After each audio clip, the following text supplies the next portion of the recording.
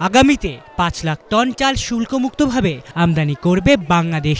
জাতীয় রাজস্ব বোর্ডের এই সিদ্ধান্তের পর ভারতের চালের বাজারে সরাসরি প্রভাব পড়েছে। শেষ দুদিনে দেশটিতে বিভিন্ন ধরনের চালের দাম ১৪% পর্যন্ত বেড়েছে।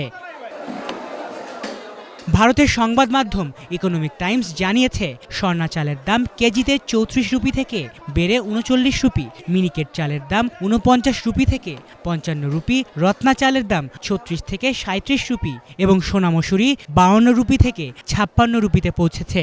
বিশ্লেষকরা বলছেন, বাংলাদেশের এই ঘোষণার পরই ভারতীয় ব্যবসায়ীরা চাল রফতানির জন্য সক্রিয় হয়েছেন।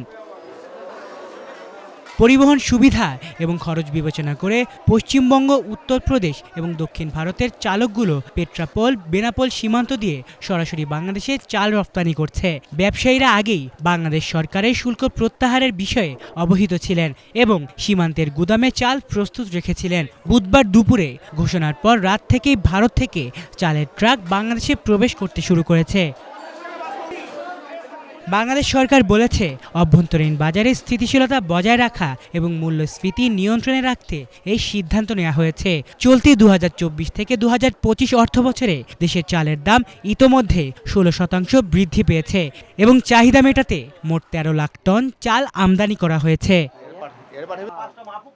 বিশ্ববাজারে চালের সরবরাহ ভালো থাকায় এবং ভারতের সরকারি ও বেসরকারি মজুদ পর্যাপ্ত থাকায় দাম কিছুটা কম ছিল।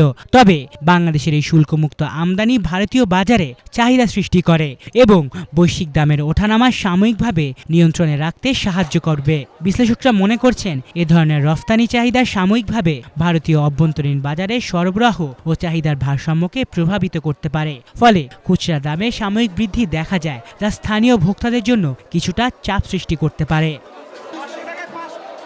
আলিফ Chowdhury, Bangla vision news desk.